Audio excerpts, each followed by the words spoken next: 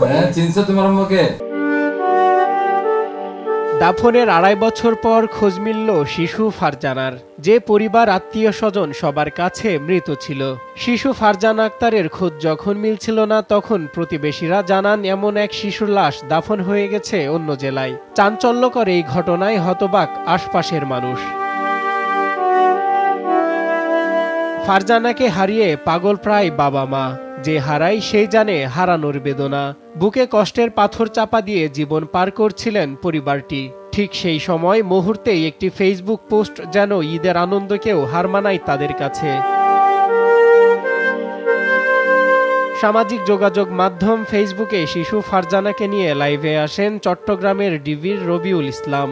এরপর মুহূর্তেই ভাইরাল হয় ভিডিওটি।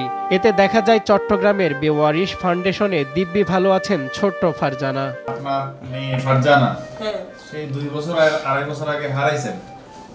তারপরে কেউ একটা বলছে যে এখানে একটা পরিত্যক্ত অনেক দিনের ওই যে ফুলে যাওয়া লাশ। সামাজিক যোগাযোগ মাধ্যমে শিশু ফারজানাকে জীবিত দেখে হতবাক হয়ে যায় তার পরিবার। পরে গৃহকর্মী তসলিমা আক্তার ছুটে আসেন ফাউন্ডেশনে। বহুদিন পর বুকের ধনকে ফিরে পাওয়ার আনন্দ যেন বাঁধ ভেঙেছে পরিবারের।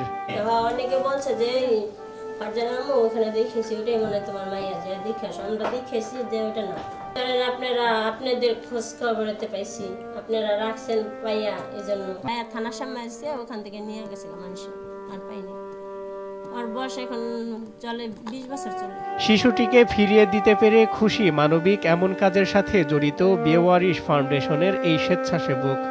সে অনেক বছর পরে তার মাকে ফিরে পেয়েছে। মাও আনন্দে চোখের পানি ছেড়ে কাঁদছে এবং এই যে বিষয়গুলো ঘটিয়ে দিয়েছে। মানে পুরস্কার আসলে পুরস্কার তা না, পুরস্কার হচ্ছে আত্মতৃপ্তি, প্রশান্তি। তারা বুক মিলিয়ে একসাথে এক বালিশে শোবে।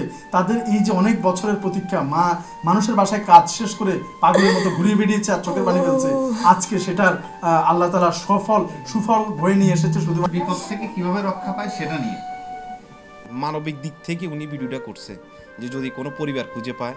তো ভিডিওটা করার কারণেই আজকে বরিশাল থেকে গত 2 দিন ধরে আমাদের সাইদুল ইসলাম তৈব ভাই বারবার কন্টিনিউ যোগাযোগ করে এতটুকু পর্যন্ত ওনার মাকে নিয়ে এসেছেন। এনে আজকে যে আমরা এই যে মায়ের হাতে মেয়েকে তুলে দিতে পেরেছি, এটাই আমাদের সার্থকতা। এটা আমাদের দীর্ঘদিন পরে মায়ের কোলে বাড়িতে ফিরেছে সন্তান। ঢাকার কেরানীগঞ্জ হলেও শিশু ফারজানার খোঁজ মিলল চট্টগ্রামে।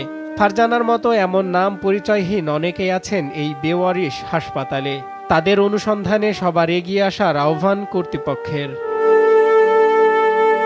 সজল বিশ্বাস, নিউজ ডেস্ক, দেশ টিভি।